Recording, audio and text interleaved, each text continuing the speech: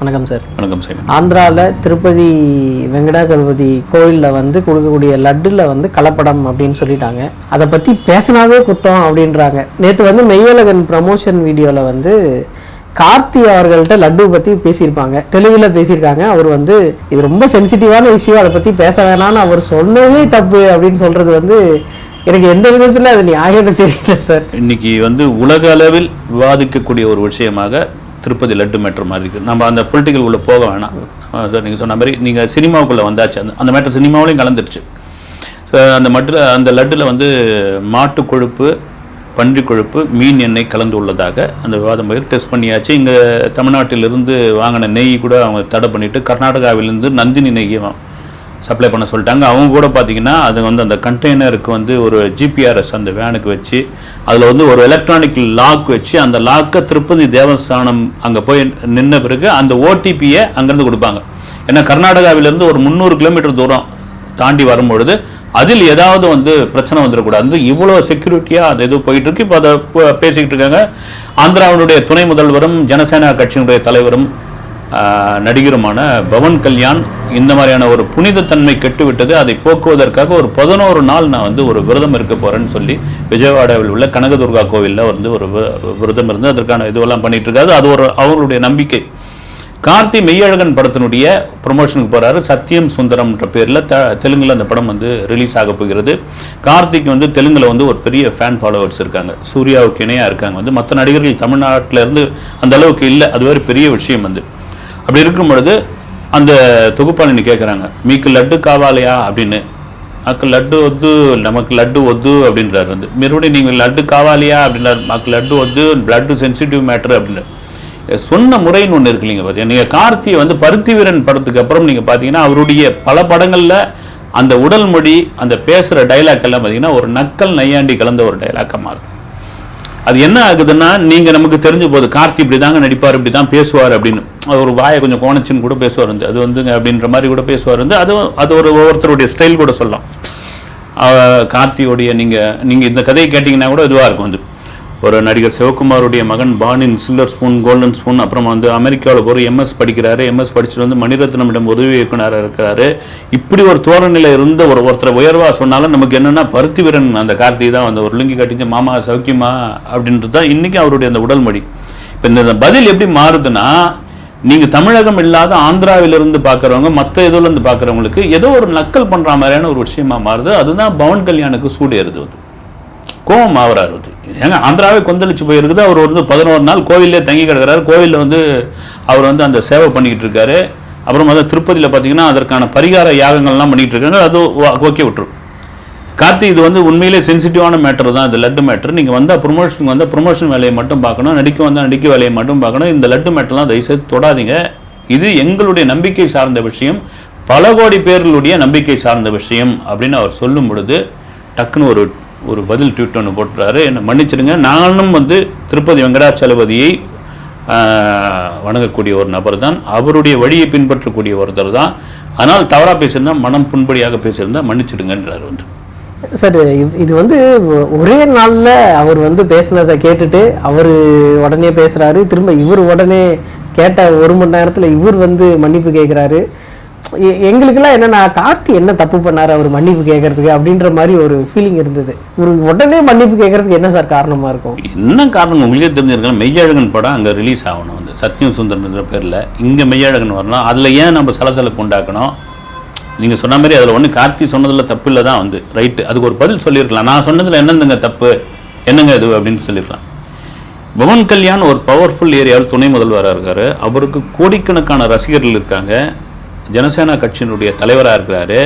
இந்த நேரத்தில் அவருக்கு எதிர்வணியாக ஒரு பதிலை கொடுத்து, அவர் எதிர்வணியான ஒரு பதிலை கொடுத்து, சத்தியம் சுந்தரம் படம் வந்து தெலுங்குல ரிலீஸ் ஆக போனால் என்ன ஆகிறது அப்படின்ற ஒரு சுயநலமும் இதில் அடங்கி இருக்கிறது. பார்வையால் நம்ம பொதுவாகவே தெரியுது கார்த்தி பேசுறது என்ன தப்புங்க. அவர் வந்து லட்டை பற்றி அந்த விதத்தில் கிண்டல் டீக்கிட்ட எதுவும் பேசலை. சர்ச்சை கூட இல்லை, எனக்கு லட்டு வேணாம், லட்டு ஒத்து அப்படின்றாரு, சென்சிட்டிவான மேட்டர்ன்றாரு. அதுக்கு ஒரு பதில் சொல்கிறாரு.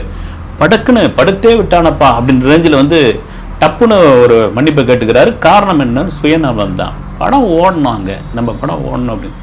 இது நிறைய பல நடிகர்கள்லாம், சில நடிகர்லாம் இருந்தாங்க. வந்து நீங்கள் வா பார்த்துக்கலான்னு நீங்கள் பிரகாஷ் ராஜ் எடுத்துங்க. ஆமாம் சார், அடுத்து நான் அதுதான் கேட்கலான் இருந்தேன். ஏன்னா பிரகாஷ் ராஜ் வந்து இங்கே இல்லை, அவர் வந்து அப்ராடில் ஏதோ ஷூட்டிங்கில் இருக்குன்னு சொல்கிறாரு. அவர் வந்து ட்வீட்டு மாற்றி மாற்றி அடிச்சுக்கிட்டே இருக்காரு. அவர் பேசுனதுக்கு இவர் அடிக்கிறாரு. ஏன்னா நான் அங்கே வந்து தானே பேசணும், நான் வரேன் ஷூட்டு முடிச்சுட்டு வந்து பேசுகிறேன் அப்படின்னு சொல்லி போல்டாக அடிச்சுக்கிட்டு இருக்காரு. அவருக்கான தைரியம் வந்து எங்கேருந்து வருதுன்னே தெரியல. பிரகாஷ் ராஜ் கூட ஒரு தைரியம் தான், ரைட்டோ. அது தாண்டி வந்து கடுமையாக வந்து பிரகாஷ் ராஜ் மத்திய அரசை வந்து குறிப்பாக மோடி ஆளுகின்ற பாஜக அரசை தொடர்ந்து எதிர்த்துக்கிட்டே வரவர் வந்து இப்போ லட்டு மேட்டர் கிடச்சதுன்னா அவருக்கு லட்டு தான், அது அவருக்கு உண்மையில லட்டு மேட்டர் தான் அவருக்கு. அதனால விமர்சனம் பண்ணுறோம்னா பிரகாஷ் ராஜை கூட நீங்கள் ஓரம் கட்டி வச்சிடலாம். ஆனால் சோசியல் மீடியாவில் கார்த்தியை வந்து நாங்கள் வந்து இதே தமிழ் சினிமாவில் ஒரு விஜயகாந்த் மாதிரியான ஒருத்தர் இருந்திருந்தா நீங்கள் டப்புன்னு மன்னிப்பு கேட்டிருப்பாங்களா அப்படின்னு ஒருத்தர் கீழே கேட்டிருக்காரு. அருமையான ஒரு விஷயம். விஜயகாந்த் தாண்டி நாங்கள் வந்து புரட்சி தலைவர் எம்ஜிஆர் இருந்திருந்தால் கூட சரி வந்து அவ்வளோ சீக்கிரத்தெல்லாம் இறங்கி வந்திருப்பார். அவர் காலத்திலே இது நடந்திருந்தா கூட வந்திருக்க மாட்டார் வந்து. ஆனால் ஏன் இப்படி போயிட்டு டக்குன்னு மன்னிப்பு கேட்டார் அப்படின்ற ஒரு விஷயம் வந்து இருக்கு இல்லைங்களா? அதுதான் வந்து இந்த வந்து பிரச்சனை எது பண்ணிக்க வேணாம். ஏன்னா இதுக்கு முந்தைய கார்த்தியோட படம் ஜப்பான்னு ஒரு படம் வந்தது. ஐயோ படமா அது வந்து ஏங்க அவரும் பார்த்தீங்கன்னா ஒரே மாதிரி தான் நடிச்சுட்டு வராரு வந்து, ஒரே மாதிரி நடிச்சுட்டு வர சொன்னால் விமர்சனத்தை சொன்னால் நம்ம மேலே இது பண்ணுவாங்க வந்து. ஜப்பான் படம் வந்து வரலாறு காணாத ஒரு தோல்வி படமாகிடுச்சு. ஒரு வழியாக இப்போ தான் தேர்த்தி இந்த மெய்யழகனை கொண்டு வந்திருக்கிறாங்க. தெலுங்கில் திரும்ப சொல்லுறது, தெலுங்கில் ஒரு பெரிய ஆடியன்ஸ் இருக்காங்க வந்து, வேறு எங்கேயும் கிடையாது. அந்த ஆடியன்ஸை கெடுத்துப்பானுங்க ஒரு நல்ல ரேட்டுக்கும் அதை வந்து விற்றுருக்காங்க அந்த படத்தை, சத்ய சுந்தரத்தை அப்படின்னு. இப்போ என்ன ஆகி போச்சு, இந்த மன்னிப்பு கேட்டதுனால கார்த்திக்கும் அந்த படத்திற்கும் சத்ய சுந்தரத்திற்கும் ஒரு பெரிய போனஸ் அமைஞ்சது என்னென்னா, அடுத்த சில மணி நேரங்களில் பவன் கல்யாணம் ஒரு ட்வீட் போடுறார், உங்களுடைய மன்னிப்பை ஏற்றுக்கிட்டேன் ஏறக்குறையா, ரைட்டு உங்களுடைய இது புரிஞ்சுக்கிட்டேன், இது வந்து இதுவான விஷயந்தான், உங்கள் படம் வெற்றி பெற தெலுங்கில் வெற்றி பெற வாழ்த்துக்கள் சொல்லி சூர்யாவை டேக் பண்ணிட்டாரு. அதுக்கு லைக்ஸும் ரீட்வீட்டும் அல்லது இங்கே தாங்க உஷாராக இருக்கிறாங்க. நாங்கள் வந்து ஹிந்தி பேச மாட்டோம் போடான்ட்டு சொல்ல வேண்டியது. கார்த்திகை இதுக்கு முன்னாடி ஒரு இதே மாதிரி ஒரு ப்ரீ ஈவெண்ட்டில் ஒன்று கலந்துக்கிற ஒரு படம், என்ன படம் நான் மறந்துட்டேன். நான் பண்ணோன்னா இதே மாதிரி ஒரு தொகுப்பாளின்னு தான் கேட்குறாங்க, தெலுங்கு தமிழ் எதுக்கு நீங்கள் முதலிடம் கொடுப்பீங்க அப்படின்னா பட்டுன்னு தெலுங்குன்ட்டாரு. ஆமாம், அந்த டைமில் அது வந்து ரொம்ப கான்ட்ரவர்சியாக பேசினாங்க சார். இங்கே தமிழ் ஆடியன்ஸ்னால் உங்களுக்கு யாருன்னே தெரியாதா? என்னங்க வந்து நீங்கள் அவருடைய தந்தை கம்பராமாயணத்தை கரைச்சி குடித்து பேசுகிறாரு, திருக்குறளை வந்து ஒப்பிட்டு ஒரு பெரிய வீடியோவே பேசியிருக்காரு. திருக்குறள் ஒவ்வொரு குறளுக்கும் நடைமுறையில் உள்ள ஒருத்தருடைய சம்பவங்களை வீடியோவை தொகுத்து வழங்குகிறாரு. ஆன்மீக சொற்பொழி ஆற்றுகிறாரு. தமிழ் மீது பற்றுள்ள விஷயமா இருக்கிறாரு. சூர்யா ஒரு பக்கம் ஹிந்தி பேச மாட்டோம் போடான்னு பனியன் போட்டுன்னு ஒரு ஹிந்திக்கு பெரிய எதிர்ப்பு இது பண்ணுவாங்க. ஜல்லிக்கட்டுக்கு வந்து குரல் கொடுத்தவர்கள். அப்படி இருக்கும்பொழுது அந்த நேரத்தில் போய் எனக்கு தெலுங்கு தான் முதன்மையான லாங்குவேஜ் அப்படின்னு சொல்லும் பொழுது, பிறப்பால் ஒரு தெலுங்கர், பிறப்பால் மொழி ரீதியாக இருந்தார். விஜயகாந்த் கடைசி வரைக்கும் ஒரு வீரத்தமிழனாக இருந்தாருங்க. அது வீரத்தமிழன் தான். தமிழ்ச்செல்வன் ஒரு படத்தில் நடிச்சு வீரத்தமிழனாக இருந்தார். தன்னை வந்து எங்கேயும் நீங்கள் என்னதான் என்ன தெலுங்காரன்னு சொல்லிங்க, விஜயகாந்த் இது வரைக்கும் தமிழில், அதாவது இது வரைக்கும் நடித்த படங்களில் பிறமொழி படங்களே கிடையாதுங்க. அது திட்டமிட்டு அவர் அவாய்ட் பண்ணாரா, டிஃபால்ட்டாக அமைஞ்சதெல்லாம் விடுங்க. நீங்கள் வந்து பிறமொழி படங்கள்லேருந்து வாய்ப்பு வந்தது, எனக்கு லாங்குவேஜ் தெரியாது போயா அப்படின்ட்டார் வந்து. தெலுங்குலேருந்து கன்னடத்துலேருந்து வந்தது, எல்லா இதுலேயும் வந்தது. காவிரி பிரச்சனை வரும்பொழுதெல்லாம் முதல் நபராக திரைத்துறையிலிருந்து வேஷ்டி கட்டி அப்படி மடித்து நின்ன முதல் நபர் வந்து விஜயகாந்த் தான். அவரை கூட கிண்டல்லாம் பண்ணாங்க. வீட்டில் வந்து தெலுங்கில் பேசுவார், அவருடைய இதுவெல்லாம் சொல்லியிருந்தாங்க, நாயக்கர் நாயுடு அப்படி இப்படிலாம் சொல்லிட்டு இருந்தாங்க, ஆண்டாள் அழகர் அப்படின்லாம் வச்சுருக்காரு. அதெல்லாம் மீறி நீ என்ன வேணாலும் சொல்லிக்கோ. எனக்கு நான் வளர்ந்தது இங்கே மதுரை, என்னுடைய பூர்வீகம் வந்து விருதுநகர். என்னை வந்து இந்த நிலைமை கொண்டு வந்து தமிழ் சினிமா ரசிகர்கள், இந்த தமிழ் தான், இதுதான் புரட்சி கலைஞர்னு எனக்கு வந்து பட்டம் கொடுத்தது கலைஞர் தான். அதனால் இந்த மொழிக்கு இந்த இதுவுக்கு நான் விசுவாசமாக இருப்பேன். நான் கடைசி வரைக்கும் அதான் இருப்பேன். அந்த அளவுக்கு இருந்த நபர், தமிழ் மீது பற்றிருந்த நபர், அவர் கூட எங்கேயும் தான் வந்து தெலுங்கு முக்கியத்துவம்னு சொன்னது கிடையாது. ஆனால் ஒரு இடத்துல போன உடனே நான் தெலுங்கு தாங்க முதன்மையாக பேசுவேன் அப்படின்னா அதில் ஒரு சுயநலம் இருக்குது. அங்கே ஊருக்கு தகுந்த மாதிரி பேசுங்கன்றாங்க இல்லைங்களா, அவ்வளோதான் பிழைக்கிற புள்ள அப்படி தான் இருக்கும். தமிழில் கேட்டிருந்தா தமிழ் தான் எனக்கு முக்கியம். ஆமாம், கன்னடத்தில் போயிருந்தால் கன்னடம், பாம்பேக்கு போயிருந்தால் மராட்டி, பீகாருக்கு போயிருந்தால் போஜ்பூரி, அப்படியே பேசின்னு போங்க. ஆமாம், அவ்வளோதான் சார். நேற்று வந்து ஒரு லட்டு பரிதாபங்கள் அப்படின்னு சொல்லி ஒரு வீடியோ ரிலீஸ் பண்ணியிருந்தாங்க சார். ஃபேமஸான யூடியூபர்ஸ் 2 பேர், கோபி சுதாகர் அப்படின்னு சொல்லி.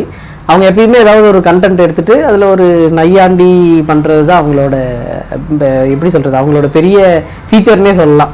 நல்லா கலாய்க்கிறதும் நல்லாயிருக்கும், ஒரு சிந்திக்கிற மாதிரியுமான விஷயங்கள் வந்து கடைசியில் கொண்டு வருவாங்க. நேற்று வந்து லட்டு பாவங்களில் நிறைய விஷயங்கள் பண்ணியிருந்தாங்க. ஆனால் நேற்று நைட்டே அந்த வீடியோ வந்து டெலீட் பண்ணிட்டாங்க சார். இது வந்து நிறைய பேர் இது பொலிட்டிக்கல் ப்ரெஷர்னால டெலீட் பண்ணிட்டாங்க, இது வந்து இந்துக்களுக்கு எதிராக இருக்கிறதால டெலீட் பண்ணிட்டாங்க அப்படின்னாங்க. நான் அந்த வீடியோ வந்த உடனே பார்த்துட்டேன். அதில் வந்து இந்துக்களுக்கு எதிராக எதுவும் எனக்கு தெரிஞ்சு இல்லை. அவங்களே அதை வந்து வெஜிடேரியன் இருக்கிறவங்க தெரிஞ்சு அதை சாப்பிட்ருந்தா தான் அவங்களோட தர்மத்துக்கு எதிராக இருந்திருக்கும். அது தெரியாமல் நடந்தது தானே, அதை கடந்து போயிடணும் அப்படின்ற மாதிரி தான் சொல்லியிருக்காங்க. ஒரு உணவு அது உணவாக இருக்கும் பொழுது உணவு, அது கடவுள் முன்னாடி படைக்கப்பட்ட பிறகு பிரசாதம். அது எல்லா மதத்திற்கும் சாப்பிடும். அது எதுவாக இருந்தாலும் சரி. நீங்கள் கிறிஸ்துவத்தில் அப்பம் இது கொடுக்குறாங்க, நம்ம இதில் வந்து பூந்தி வச்சு படைப்பாங்க, தர்காவில் சீரம்பாங்க, அதெல்லாம் வச்சு படைப்பாங்க, பாத்தியா பண்ணி கொடுப்பாங்க. வந்து அது மாதிரி வந்து அது உணவாக இருக்கும்போது உணவு, போன பிறகு அது பிரசாதம். அப்படி ஒரு பிரசாதம் ஆகிடுது. அந்த பிரசாதத்தின் மீதான விவாதம் தான் இப்போ நடந்துகிட்டு இருக்கு. ஒரு டெஸ்ட் பண்ணியிருக்காங்க, ஒரு லேபில் டெஸ்ட் பண்ணியிருக்காங்க. இதில் வந்து இந்த மாதிரியான கொழுப்புகள்லாம் கலந்துப்பட்டிருக்கு. ஒரு சைவம் மட்டும் சாப்பிடக்கூடிய ஒரு மதம் சார்ந்த ஒரு விஷயத்தில் இந்த மாதிரியான பிரசாதத்தில் இந்த விஷயம் இருக்குதுன்னு இடையில கூட ஒரு வீடியோ நேற்று கூட வந்தது. ஏதோ ஒரு இதில் ஒரு அம்மா வாங்கி பிரிக்கும் பொழுது குட்கா பாக்கெட் அங்கே இருக்குது அப்படின்ற மாதிரியான விஷயம். உலகம் முழுக்க ஒரு கொந்தளிப்பான ஒரு விஷயத்தை நீங்கள் வந்து ஒரு காமெடி வீடியோவாக பண்ணுறது சாத்தியம் கிடையாது. இதில் பொலிட்டிக்கல் ப்ரெஷர் இருந்தால் இல்லையா, அவங்களா எடுத்துட்டாங்களான்னு தெரியல. வந்து ஒரு நையாண்டி பண்ணுறதுல ஒரு தவறான ஒரு விஷயம் இதுவே கிடையாது. ஒவ்வொரு உணவிற்கும் ஒரு தனி பாரம்பரியம் உண்டு. இன்றைக்கி மெட்ராஸில் தடுக்கி விழுந்தீங்கன்னா, சென்னைன்னு சொல்லணும், சென்னையில் தடுக்கி விழுந்தீங்கன்னா அவ்வளோ பிரியாணி கடைகள் இருக்குது. இன்றைக்கி பிரியாணி முக்கியமான ஒரு உணவாக மாறிடுச்சு. இதில் நம்ம வந்து ஒரு மதம் சார்ந்தெல்லாம் பேசவே முடியாது. பிரியாணி எல்லாரும் தான் சாப்பிட்டுக்கிட்டு இருக்காங்க. இதுக்கே கூட ஒரு கதையை கூட உண்டு, நிறைய பேர் கூட தெரிஞ்சிருக்கும். அது உண்மையா பொய்யான்னு கூட தெரியல. ஆனால் சுவாரஸ்யமான ஒரு விஷயம், அக்பர் வந்து ஒரு மிகப்பெரிய உணவு பிரியர். அவர் என்னன்னா, அவருடைய சமையல்காரர்கள் வந்து அந்த உணவுடைய பக்குவம் கொஞ்சம் குறைஞ்சதுன்னா ஒரு கடுமையான தண்டனை கொடுப்பாருன்னு பயந்துகிட்டே தான் சமைப்பாங்க. அப்படின்னு ஒரு சமையல்காரர் சமையல் பண்ணிட்டு இருக்கும்பொழுது காய்கறி கறி மசாலா எல்லாத்தையும் வச்சு பண்ணிட்டு இருக்கும்பொழுது கவனம் எங்கேயோ அவருக்கு மாறி போய் அந்த பதம் தப்பி போயிடுது. அக்பர் நமக்கு தண்டனை கொடுப்பாரு, அதுக்கு முன்னாடி தப்பிச்சு ஓடினு சொல்லி மொத்த செஞ்சு அரிசி காய்கறி மொத்தத்தையும் தூக்கி அந்த குண்டானில் போட்டு மூடிட்டு ஆள் எஸ்கேப் ஓடிட்டார் எங்கன்னு தெரியல. அவருக்கு பசி நேரத்தில் வந்த பிறகு பரிமாறப்பட்ட போது, இது ஒரு கதை தான், இது நடந்ததா நடக்கலையான்னு தெரியல, பரிமாறப்பட்ட பொழுது அதை எடுத்து சாப்பிட்ட பிரமாதமான உணவு. யார் சமையல்காரன் எங்கேயா கூப்பிடியான்னு சமையல்காரன் எஸ்கேப், அதுதான் பிரியாணின்ற உருவாச்சுன்னு ஒரு தகவல் இருக்குது. இதுக்கான ஒரு பாரம்பரியம் இருக்குல்ல. அது மாதிரி லட்டுக்கான ஒரு வரலாறு இருக்குது. 370 வருடமாக திருப்பதியில் பிரசாதமாக வழங்கப்பட்டு வருதுன்னா அதில் ஒரு சர்ச்சை இருக்கும்போது அதை நீங்கள் வந்து கேலியும் கிண்டலும் செய்யக்கூடாது. அது வந்து ஒரு புண்படுற ஒரு விஷயமான ஒரு விஷயம். அதை வந்து ஒரு மாநிலமே அது வந்து ஒரு பெரிய விஷயமா, அதுக்குள்ள ஆளும் கட்சி, ஆண்ட கட்சி, இந்துத்துவா கட்சி எது வேணாலும் இருக்கட்டும், வந்து அரசியல் கூட இருக்குதுன்றாங்க. இங்கே சந்திரபாபு நாயுடு ஒரு இது கூட சொல்லியிருக்காரு, திருப்பதியில் இந்துக்கள் அல்லாதவர்கள் வரும்பொழுது ஒரு ரிஜிஸ்ட்ரேஷன் இருக்கும், அந்த ரிஜிஸ்ட்ரேஷனில் தங்களுடைய வந்து பெயரையும் இதையும் குறிப்பிட்டு கையெழுத்து போடணும், அதில் ஜெகன்மோகன் ரெட்டி போடல அப்படின்னு அவர் ஒரு கிறிஸ்துவராக அவர் விமர்சனம்லாம் வைக்கிறாரு. அவர் தொடர்ந்து ஜெகன்மோகன் ரெட்டி பிரதமர் மோடி கிட்ட ஒரு இது கொடுத்துட்டு இருக்காரு, என் மேலே இது மாதிரி படி சொல்கிறாங்க, நீங்கள் அதுக்கு ஒரு விளக்கம் சொல்லுங்கன்ற மாதிரியான விஷயங்கள் அரசியல் ரீதியாக ஒரு பக்கம் போயிட்டு இருக்கு, ஒரு பக்கம் சென்சிட்டிவாக போயிட்டு ஒரு திரைப்படத்துறை வந்து அதுக்குள்ளே கலக்குது. இது மாதிரி இருக்கும் பொழுது இந்த மாதிரி வீடியோக்கள் போடுறதை தவிர்க்கணும் தான் என்னுடைய தனிப்பட்ட கருத்து. நன்றி சார்.